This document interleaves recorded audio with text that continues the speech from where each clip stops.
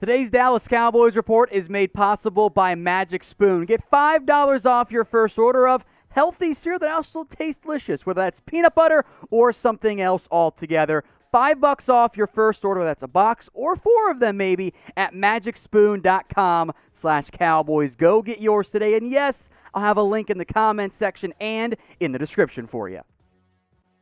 Let's talk Cowboys rumors here, beginning with one from last year that's back, baby. Could the Cowboys have 3 1,000-yard receivers this year? I didn't think it was going to happen last year, closer than what it actually ended up being, but I'm going to give it 2 stars. I think this year, maybe it could actually go down with the extra game added to the schedule. I think at some point it's going to happen, but I'm only going to give it 2 because we have to be realistic here. That is a very difficult thing to actually accomplish. Now, if we're being honest, had Dak Prescott been healthy last year, I think there's actually a pretty good chance it would have gone down because the defense was terrible. They had to keep throwing to keep all their guys, keep the game close as best as possible. And even with Dak getting hurt, the Cowboys weren't that far away. Amari Cooper did get to the 1,000-yard mark, exceeded 1,100. CeeDee Lamb was at 935, and Michael Gallup, limited in terms of targets and opportunities because of the other 2 and because the O-line was bad, he finished with 843. But with an extra game on the schedule, if the defense is bad, which I think is important to keep in mind here, the Cowboys have the opportunity to do so. Now, it would probably require fewer targets and opportunities for the likes of Ezekiel Elliott, Blake Jarwin, Dalton Schultz, Tony Pollard in there. You'd have to get the majority of your targets, as it probably will, but I'm talking a major majority, to the likes of Cooper and Lamb and Michael Gallup. But I do think it is doable, especially if the Cowboys have to sling it around a bunch, as they did last year. Again, Amari Cooper, assuming his ankle's good to go, which I think we will know more once camp really gets going and underway there, he should really be viewed as a lock for a 1,000-yard season. Frankly, I'd be very surprised if Cooper didn't have 1,000 yards unless it was due to injury. And if injuries occur, it's not going to happen for the Cowboys to get that coveted 3 1,000-yard receivers. Meanwhile, Michael Gallup, in a bigger role in 2019 when his quarterback was healthy and they were able to push it downfield more, got to that 1,000-yard mark. He was also more efficient across the board, bigger plays. He was better with Dak Prescott. So Gallup is the one here that really makes it difficult to know for certain if the Cowboys will get to the 1,000-yard mark. If one of them come up short, like let's just say 900, 800 yards, my guess, if everyone is healthy, is that Gallup ends up being the one who doesn't quite get there. Because I fully expect CeeDee Lamb this year, folks, to absolutely ball out. I will be very surprised if he does not go for 1,000 yards. In the 5 games last year, which is really almost 4.5 games with Dak Prescott, Lamb had 433 yards. That's like 85-plus yards per game. He was going to blow past the 1,000-yard mark if Dak was his quarterback. So with Dak back and healthy, if the receivers stay healthy, I do think the Cowboys have the opportunity to set that 3 receivers 1,000 yards this season. But what do you guys think? Is this going to happen? Get your votes in for me in the comment section. 3 for yes, the Cowboys will reach that benchmark. 2 for no, they're going to come up just a little bit short. Now, this is going to be the pinned comments on today's video. So if you get the ad break here on YouTube, scroll on down and get your votes in. It's 3 for yes or it's 2 for no. More rumors here. How about trading either Leighton Vander Esch or Jaylon Smith to get some defensive tackle help? I'm going to give this one just the 1 star here. I think it is possible, but I would be surprised if it actually went down. Now, it comes to us, as this rumor idea does, from the Dallas Morning News. And I don't hate the idea here of trading a linebacker to get a defensive tackle. Frankly, I think it's a good idea. I would like to explore it.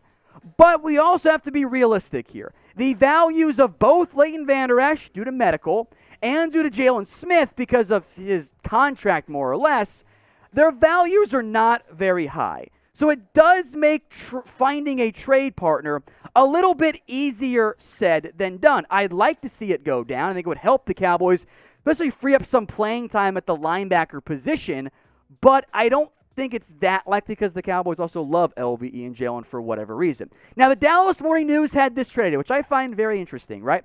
The Jets come over and they get a linebacker. Now, I don't fully agree with it if the Jets need a linebacker. They've invested plenty, but they have not had the best success with those guys. The Cowboys get, who we'll spend some more time on in depth in a second, Folorunso Fatukasi, the defensive tackle who's a run stopper, something the Cowboys need there. So maybe it's Fatukasi, maybe it's somebody else altogether. Would you trade a linebacker to get some more defensive tackle help? Get your votes in for me in the comment section. Type D for you want to do that deal, or type in N for nah, that's not a route you want to go. You're typing in N for no deal instead. From the Cowboys' perspective, if you move Jaylon or Leighton Vander Esch, the linebacker position is freed up to get those guys on the field a little bit more frequently. It helps you out in that area. It frees up the playing time that you really want to see. Now, Fatukasi is not a great passer. Don't let the 2 sacks fool you. He's a run clogger. He's a big boy. He stops the run, and frankly, for the Cowboys, there's a lack of proven talent on this defensive line. You've got Neville Gallimore, who's shown some flashes. Tristan Hill hasn't played very much. Odighizuwa, Bahana are both run stoppers, and we're being realistic there. Bahana hasn't proven anything. Neither has Odighizuwa either. Brent Urban is a good run stopper, but the Cowboys need more from that perspective. They have to find a way to get better help as it relates to the run stopping on defense. Folks, I love peanut butter. I love peanut butter cups, eating it straight out of the jar, and peanut butter ice cream. But those aren't exactly good for me, hence the dad bod I've built over the years. But Magic Spoon's helping me get my peanut butter fix without making me feel guilty about it. And you can get $5 off your first order at magicspoon.com/Cowboys. Their peanut butter cereal, 14 grams of protein. The majority of them, 13 grams of protein, and consistently across the board, 4 grams of net carbs, and most importantly, 0 sugar. So check the comment section, check the description as well. Get $5 off your first order of Magic Spoon when you visit magicspoon.com/Cowboys. It's guilt-free cereal that tastes like you should feel guilty, but in reality is actually quite healthy for you. More Cowboys rumors here. Should Dallas go sign a cornerback? We keep coming back to this idea, and I'm going to be consistent here. It's 1 star. I don't think it's very likely. I would be surprised if the Cowboys went and got one, except for barring injury, right? So FanSided pitched 3 names the Cowboys could go sign, and it's names that we've mentioned before on this show. Richard Sherman, Steven Nelson, Garyon Conley were all included on this list, and I get it. If the Cowboys needed a corner, I think it would make some sense. I don't know if they do, however. So get your votes in. Would you go sign another corner? Type in 1 for yes, or you can type in 0 for no. I lean towards no, unless you're trading away Anthony Brown, who we'll get to more in depth in a second. Get your votes in. 1 for yes, 0 for no. Some more on each of these names, right, then why I think it's not going to happen. Richard Sherman would be a fantastic veteran mentor, but is he going to play over Anthony Brown? How do you feel about him coming off the injury? He wasn't as good last season. And oh, by the way, if the young guys are ready, you don't need Sherman. If they're not ready, well then, you're probably going to just roll with Anthony Brown. Steven Nelson was the next name here, and I get it, 2 interceptions, 9 pass breakups. He got beat a little bit more than you might expect for a player who had so much buzz around him from an open market perspective. I don't think Steven Nelson is that much better, frankly, than Anthony Brown. Now, Garyon Conley fits what I call the Will McClay special. Former early round pick, in theory, has untapped talent, but guess what? Conley got beat a lot as well. So if you're sticking with someone who's been beat a lot, then what's the point, quite frankly? The reality of this is this for the Cowboys, Trevon Diggs is going to be 1 starter. Jordan Lewis in the nickel. They've committed to Anthony Brown. So the only path in which you move on from a Richard, or to go get a Richard Sherman or a Steven Nelson or a Garyon Conley, is to go find a way to move on from Anthony Brown. And because of what the Cowboys have invested in him, I think that's a bit unlikely. So because of that, I know it's a constant question. I'm not going to get my hopes up if I had hopes to go get a big-time named corner. They spent 2 top 100 picks on the spot, and we'll spend some more conversation here on Kelvin Joseph in just a second. But first, if you haven't already, everyone, subscribe. Our subscriber numbers are dwindling. Our Giants channel, we have a Giants channel here at Chat Sports. They're building at a bigger rate. Blows my mind. So hit that big red button and subscribe. If you're watching somewhere other than YouTube, it's youtube.com/Cowboys TV. But all you have to do is hit the big red button and subscribe right now. Let's chat Kelvin Joseph now. And I understand some of the concerns around him. And I've had a lot of DMs on this. So the rumor origin here is actually you guys. So many of you have asked, hey, is it panic time with Kelvin Joseph? I don't think so. Now, I am not feeling overly confident in Kelvin Joseph right now. I hoped he fared better because he wasn't great, at least based on the media reviews at OTAs and minicamp. Also missed part of that due to COVID. However, it's still very early. So I am not panicking yet on Kelvin Joseph, who at least publicly is saying all the right things. Here's what he said before the Cowboys went away before training camp. At least they went their separate ways, I should say, before training camp. Quote, I am excited and I'm ready to face the challenge.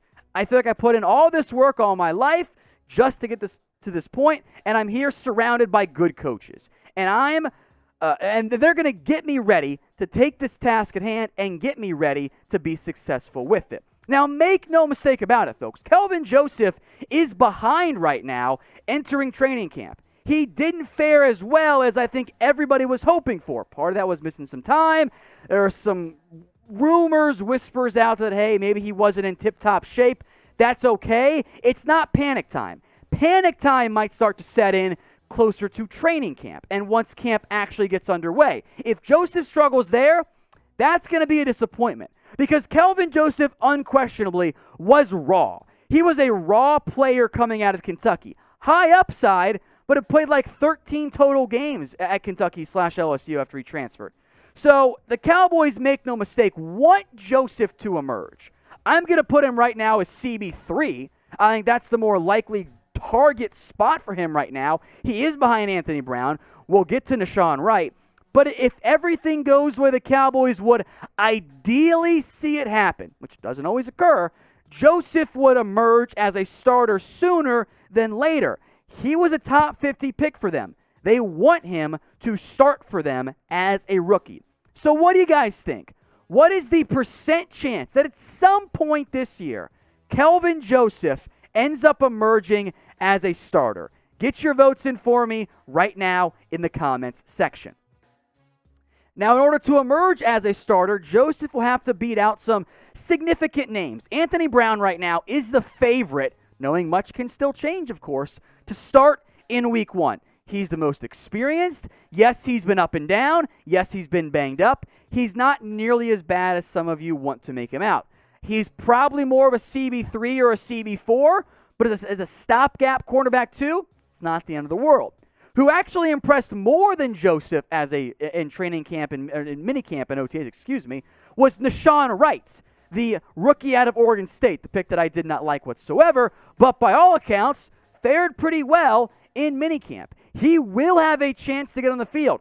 The Cowboys are not going to go with Joseph if he's way worse than Wright, because he was an earlier round draft pick. They got to win games, right? They're trying to win football games. They're maybe on the hot seat, maybe not. I'd probably lean towards not. So if Wright is that good, that's a good thing for the Cowboys. Not so much of a good thing for Kelvin Joseph. And then the one name we probably shouldn't ignore, Reggie Robinson, the former 4th-round pick out of Tulsa, was a corner, then a safety, now back at corner. I have no idea what to expect from him. But when we're going to talk about the cornerbacks going forward, I will always try to include him, given that I did like him a little bit coming out of Tulsa. He could surprise this training camp.